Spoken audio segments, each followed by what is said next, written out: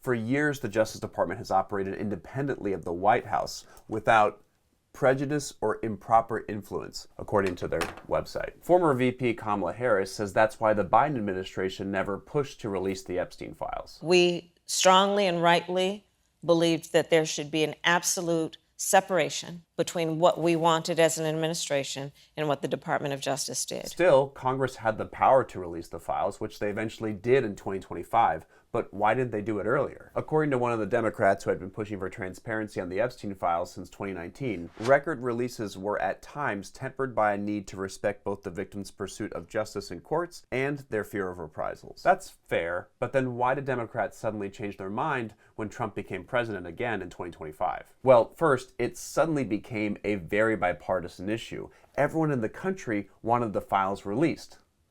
Did the Epstein files unite our country? But that demand for the release only happened because of the Department of Justice handling of the files under Trump. Remember, Trump ran on releasing the files. Would you declassify the Epstein files?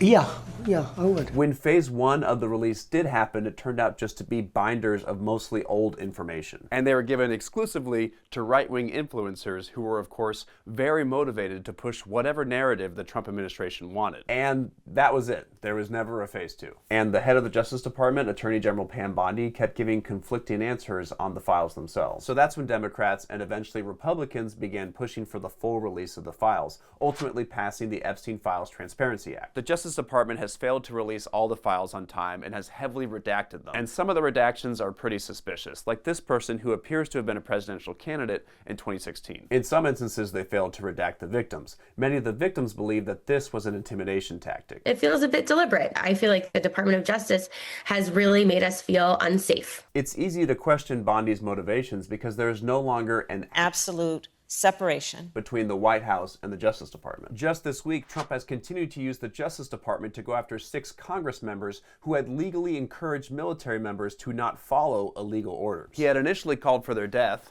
He's been trying to use the Justice Department to prosecute them. Even a Republican senator, Tom Tillis, has called out this weaponization of the department. And while these Congress members will likely never be charged or punished by death, there is a similar argument here about the intimidation tactics of the Justice Department and Trump. So left, right, wherever you fall, there is an underlying issue here. The president has politicized a once impartial department to go after his perceived enemies and obstruct justice. That's not how the government is supposed to work. It's why